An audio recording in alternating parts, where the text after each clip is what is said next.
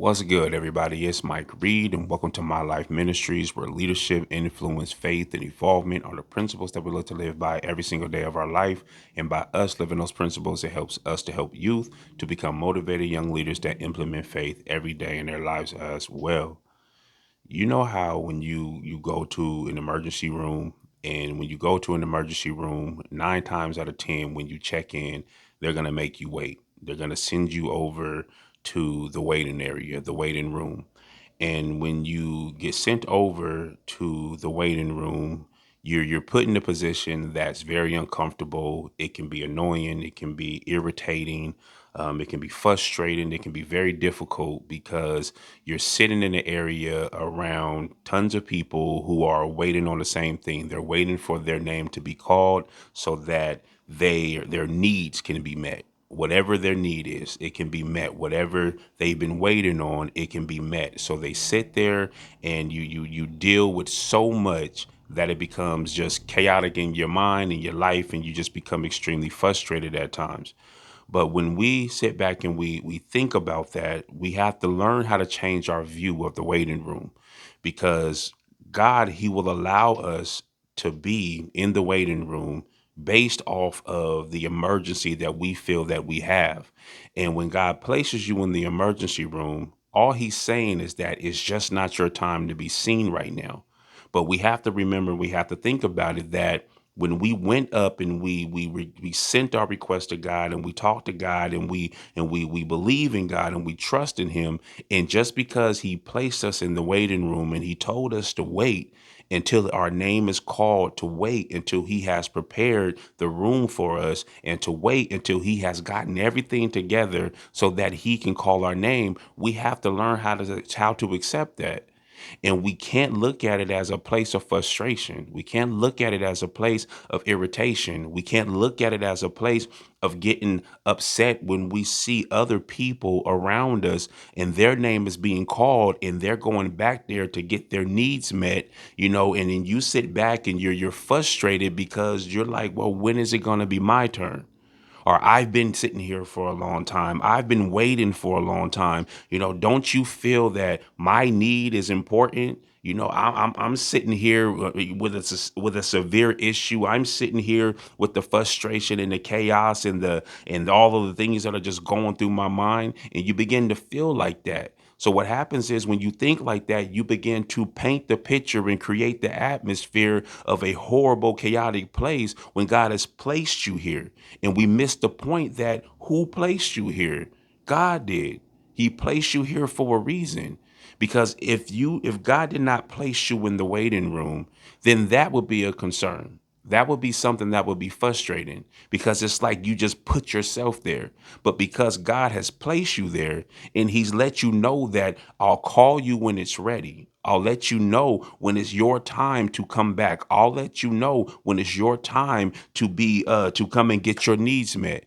We have to sit back and we have to relax in that, and we have to begin to trust God in that, and stop looking at the waiting room like a bad place. We have to stop looking at the waiting room like a bad place. It's a perfect place. It's a beautiful place to be in, because in the waiting room, that's where you rest. In the waiting room, that's where you trust. In the waiting room, that's where you allow your faith to increase. In the waiting room, that's where you sit back and you say, Lord, no matter what, I won't get weary in well doing. I won't get upset. I won't get frustrated, because you place me here. And because you place me here, just because I can't see what's going on behind the door, just because I don't know if my file is going to be called next, just because I don't know if the time frame of it, I'm not going to get weary. I'm not going to get upset. I'm not going to get frustrated, because getting upset and frustrated anyway, what is it doing? Because you cannot change the time. You cannot push anything faster or make anything move slower. It's so far out of your control and so far out of your reach. So what's the point?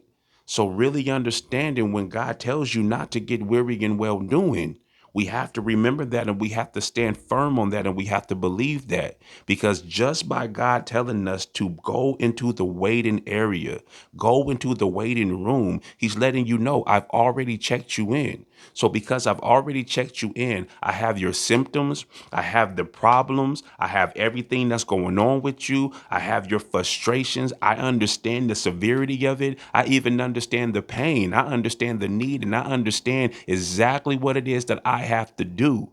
And by God understanding that, we have to trust in him to know that he's going to work it out, to know that he's going to call us when it's our time, to know that he's going to prepare the room when it is our time. So when we know that and we understand that, it causes us to be in peace, and it causes us to rest in peace, and it causes us to understand that, God, when it's your time, I'll be ready. So in the waiting room, God's not going to allow the severe issue, or he's not going to allow the things that you feel that are injuring you and the things that you feel that you need, that need attention right away. God's not going to allow that to kill you. He's not going to allow that to destroy you. He's not going to allow that to take you out. He's not going to allow that to cause you a pain to where it's just going to be so overpowering that you're not going to be able to make it. You see, it's in the waiting room that you're stretched. It's in the waiting room that you learn. It's in the waiting room that you develop. And we can't look at the waiting room in the view, or look at it in the way of it being a bad place. Too many of us, we look at life like that. When God is doing things for us, we rush and we rush and we rush and we wait and we fiend and we can't wait and we're this, and we find ourselves stuck in this place to where we're the, oh Lord, or when, or the why. We have to really learn how to let that go, and we have to appreciate the waiting room. We have to appreciate that time, and we have to appreciate that moment. It does not matter whatever is around you. It does not matter what is going on. It does not matter how severe you feel your need is. It does not matter how badly you want to be seen, or how many times you keep looking at the door every time you see someone open the door and they have a notebook, and you're looking and you're waiting and hoping that it's your name that's being called, because you're getting impatient and you're getting frustrated. And you're like, man, I've been here forever. I've been sitting here. I've been waiting and waiting and waiting. And then you're getting out of hand with your thoughts, because you're like, Lord, when is it going to be my time? Learn how to just wait. Learn how to find comfort in the waiting. Learn how to understand that, God, if you place me here, you've already checked me in. So because you have been the one that's checked me in, that means that you already know. And because you already know, I'll sit here with patience. I'll sit here with trust. I'll sit here with faith. I'll sit here knowing that my God will show up. I'll sit here knowing that everything is going to be okay. I know that I sit back and I look and I say, man, this need is big. Or I sit back and I look and I say, man, this pain is severe. I need somebody to pay attention to this right away. God already knows it all, but we have to learn in the waiting room. We have to learn in the waiting room, because being in the waiting room is the best place to be, because you know that at any time, your name will be called. At any time, your room will be prepared for you to come back and get checked out. And when you get checked out, that's when God is going to do everything that he has to do to make sure that when you leave out of there, that you are ready, that you have everything that you need, that everything is put in place. So don't look at the waiting room as being a bad place. The waiting room is a wonderful place to be in, but it's up to you to choose how you handle that place, how you handle that time. And it's up to you to figure out and be careful how you change the atmosphere in your waiting. What are you going to do in your waiting? What are you going to do in the waiting room? What type of attitude are you going to have in the waiting room? What type of character are you going to have in the waiting room? What type of belief are you going to have in the waiting room? The waiting room is not a bad thing. It's not a bad place.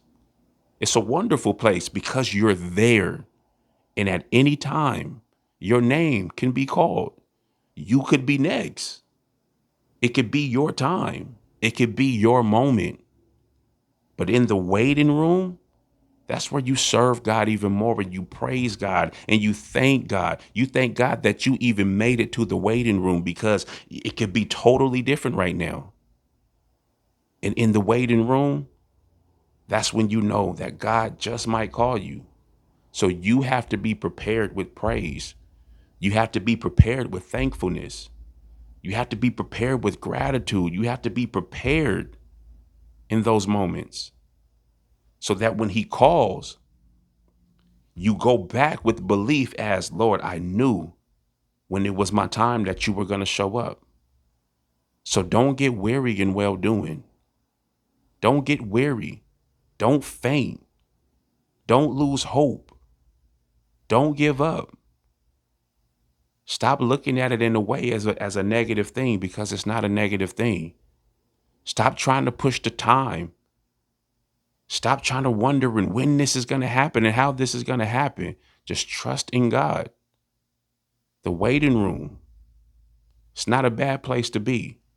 Trust in God in it and let God do his thing. Let him do his thing. He's preparing the room for you. He's pulling the file with your name on it. But you got to let him call you when he's ready. So if God has you in the waiting room, that means that God is doing something in your life. He's doing something in your life, and he's preparing something great for you. But it's all in his timing. It's all when he decides to open up that door and call you to the back. So don't look at the waiting room as a bad place, because it's not. Let God move in his time. You just cannot faint. You just cannot get weary. You just cannot give up. Stay in the waiting room. You guys have a wonderful and a blessed day, and I'll talk to you soon.